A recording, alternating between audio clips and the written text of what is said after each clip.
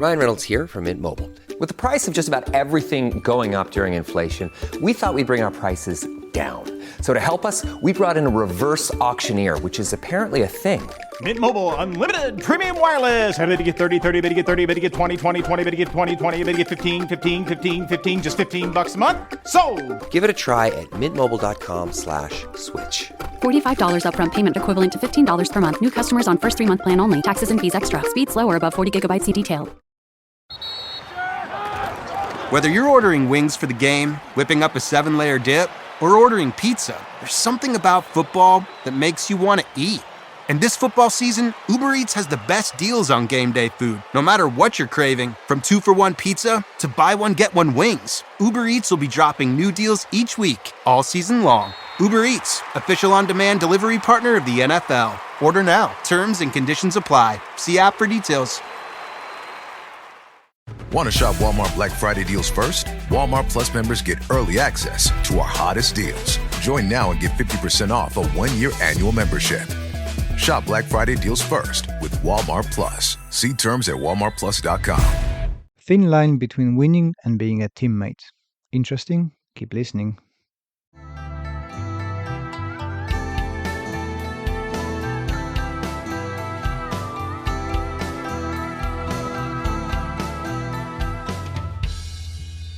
Hello, I'm your host, Les Bubka. Welcome to Anxious Black Belt, a podcast that focuses on karate, mental health, and everything in between. If you enjoy our content and would like to support us, best way to do that is to listen to another episode, share with your friends, and leave us a review. All this stuff helps the mysterious algorithm to introduce our podcast to new audience. Thank you for joining me, and let's listen to the episode. Recently I was in my son's gym. Shout out to Benny from the ground game BJJ club in Godalming. He was having a chat with kids about winning, participation, teammates, and so on and so on. And I really liked the way he was talking to my son and other kids about when is the right time to win and when is the right time to be a teammate. And I've got exactly same approach in my club to adults, to kids, to elderly, and everybody who's training with us. I can see the change now. We've been at the stage that my kids in school, everything was about the participation, and you should be happy that you're participating. Losing is not bad, winning is not bad. But in my opinion, the focus was very hard on don't be competitive, don't win, just be happy that you're there.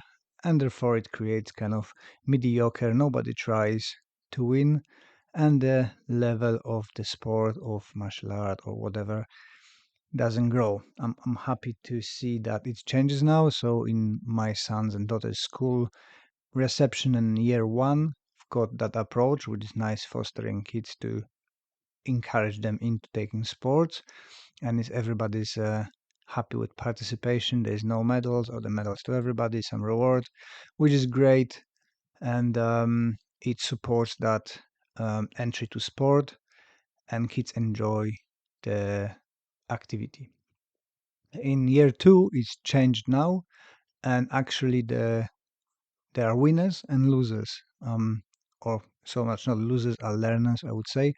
So they had athletics, and the first 3 people won, got the medals. The rest had the congratulations for participations, but they did not get any award.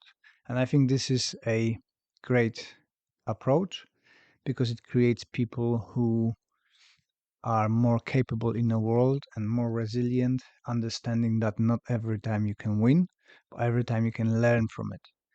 And people who are all the time in just participation mode, they kind of struggle because sometimes in life you have to want to win. If not, you're gonna be buried. Unfortunately, adults in the corporate world and in a world of business and work are not always nice people and not always gonna be taking care of you. And you need to have that resilience and go for it and want to win. So I always was explaining to my son that be happy that you're participating. That's great. But if you're going for a win, you need to actually try to win. You cannot be just there, oh, I might win, might not. You actually actively have to want to win. If you lose, no problem whatsoever. Not always time gonna be winning, but this is the opportunity to learn. Maybe we need to do more training. Maybe you need to try harder. Maybe you didn't put enough effort. Maybe your will was not strong enough and you didn't get what you wanted. So let's get back to the drawing board and let's try to win. And the same thing I've got in a club. And I think most of people who've been sparring with us, I organize kind of open mats and welcome all the visitors coming to our dojo. And by the way, our first official open mat gonna be on the 12th of January, joining with the Kagami Biraki, so the breaking the mochi um, tradition in Japan for starting New Year's training. Everybody's welcome. It's not only sparrings, but you can come and do katas, you can come and chat. So I'm trying to kind of create a networking place for karate people. Everybody's welcome, no matter style, whatever focus, full contact, point contact, kata only. If you want to just sit on the mat and chat with somebody about all karate, you're more than welcome. Just come in, have a good time, and we're gonna have fun. But going back to sparrings, we had many people over the years coming from different dojos, and you see that behavior that people are afraid to spar because you don't know the dojo, you don't know the atmosphere. In some dojos, there is very hyper competitive, and people do want to win at all time in sparring, in doing techniques, and so on. At ours, it is we are all teammates, and if we're not competing, there is no reason to try to win. We want to learn. So when you've got a teammates training or doing light sparring, you are working each other to get better. So you're allowing the techniques for the people to do them, learn from them, you're guiding them, especially if you are the higher grade and you know that you've got that skills gap. You are on the top, somebody else is just starting. There's no point you going 100% and knock the living lights out from the person. You try to encourage them so they can do combinations, so they can get the feel, the understanding of the technique. Maybe if you're on the floor or in a grappling, you allow them to explore that techniques, to get into that and understand how it works. You're not there to stop them from doing that. You are there to help them to grow. And in that way, you are coaching in a way, and you get better understanding of the technique as well. If you're going to sparring and you agreed with your friend or opponent that, hey, today we're challenging each other, let's see who's gonna win, that's fine. Then you go for it. But it needs to be clear communication that you both want to do that. When we go for competition, it's full on. I want to win. I have to do everything what it takes within the rule set to make sure that I am the winner. And then we fight. But if we do it in a gym, it's either a light contact and guiding. There's no need to make people feel like they are no one because you constantly putting them down. In my dojo, we're trying to encourage people through the positive experience. So if let's say we're fighting, somebody got a clear lock, he's gonna be able to throw. I'm encouraging my guys, and I do that very, very often, that I step off the gas, I allow them to have a clear positioning, control, execution.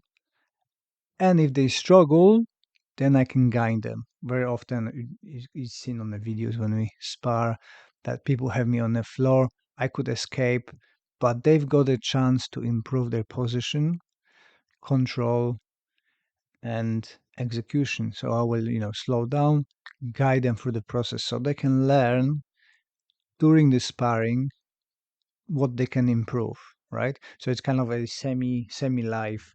So you spar life, something you spotted the opportunity for them to do something. So you withdrawn your attacks and allow them to do it with guiding them. Slow down a bit now. You can put your hand here. You can turn your hips here. Now bend your knees a little bit.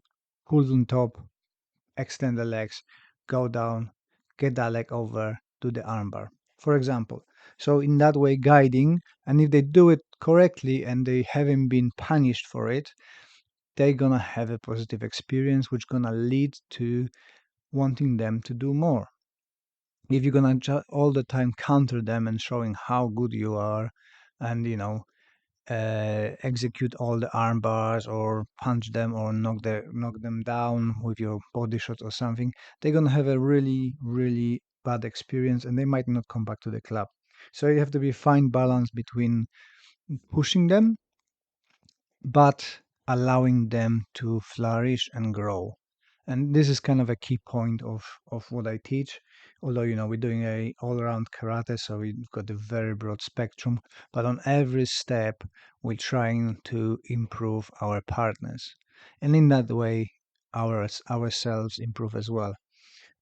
If you're interested in that kind of methodology of training, Sensei Brian Bates is kind of very similar teaching to me, and we're gonna have a joint seminar on the 15th of March. If you want to do know more details, I'm gonna put the link to the event down in the description, and you can find it on the Facebook as well, because Sensei Brian is got a very very similar approach with breaking every step and slowly explaining to everything, and then during the live training as well, exploring that positioning and advantages of people who are less experienced than their partners.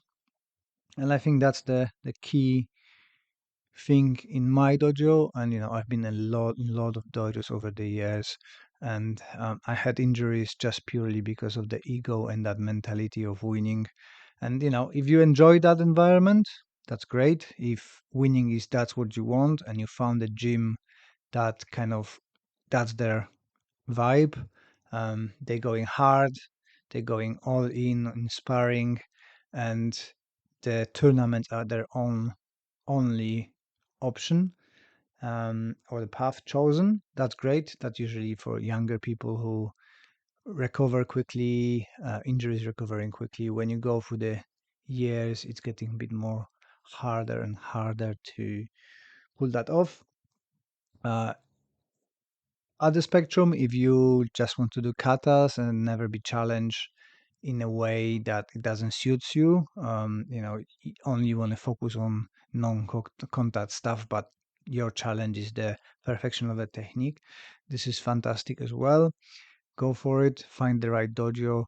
But for me, the best way are the dojos where people are relaxed, there's understanding of growth, and competitive nature is taken only that far that it doesn't cause injuries.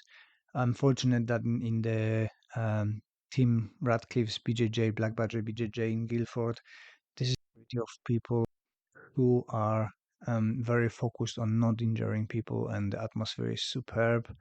And the same is for my club. We really try hard to not injure people and do a positive experience training. That doesn't mean that we're not training hard. There's a fine line between being very inclusive and not training well, and being a firm and focused training group that introduces and welcomes people from the outside to a rigorous training, because the hard training brings people together. And if it's a positive hard training, you got very quickly group growing and getting stronger bond between them, where they are becoming more than just training mates. They're going into being a friends support group, whatever you need, which is very good for mental health as well. Allows you to grow, allows you to open up, talk to people, have that support. And as well, if you lucky enough and create the open mindedness and non-judgmental environment, you're gonna help a lot of people, and more people gonna join your club. So yeah, fine line between a competitiveness, and teamwork. During the training, we are a team. We help each other. We help each other to grow. During the times of competition, we want to win. If you lose, great opportunity to learn, but keep in mind that you want to win. Well done for listening to all of it. You are a superhero. Thank you very much for your support. And if you could leave us that review on a podcast platform, that would be amazing. I appreciate your time, appreciate your support, and I wish you all the best until the next one. This podcast is part of the Sports Social Podcast Network.